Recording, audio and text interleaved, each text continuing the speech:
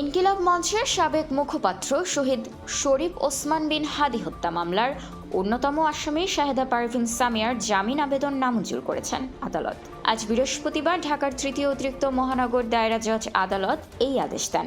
শুনানিতে আসামি পক্ষের আইনজীবী রুবেল মিয়া দাবি করেন, সামিয়া এই হত্যাকাণ্ডের সাথে সরাসরি জড়িত নন এবং দীর্ঘদিন ধরে তিনি কারাবন্দী। এমনকি সম্প্রতি তার মা মারা গেছেন উল্লেখ করে মানবিক কারণে জামিন চাওয়া হয়। তবে রাষ্ট্রপক্ষ এই আবেদনের তীব্র বিরোধিতা করলে বিচারক মোহাম্মদ মঈনউদ্দিন চৌধুরী তা নাকচ করে দেন।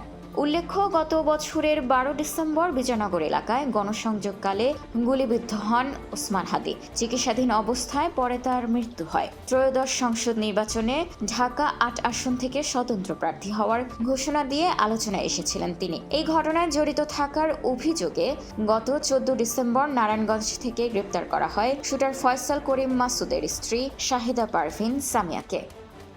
মামলার নথিপত্র অনুযায়ী সামিয়া ইতোমধ্যেই আদালতে নিজের দোষ স্বীকার করে জবানবন্দি দিয়েছেন। ডিবি পুলিশ 17 জনের বিরুদ্ধে চার্জশিট জমা দিলেও বাদীর নারাজি আবেদনের প্রেক্ষিতে মামলাটি এখন অধিকতর তদন্ত করছে সিআইডি। সাবেক ওয়ার্ড কাউন্সিলর বাপ্পি-সহ 17 জন এই মামলার বর্তমানে অভিযুক্ত হিসেবে রয়েছেন।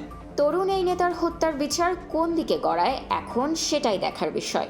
নিউজ ডেস্ক, খোলা কাগজ, ঢাকা।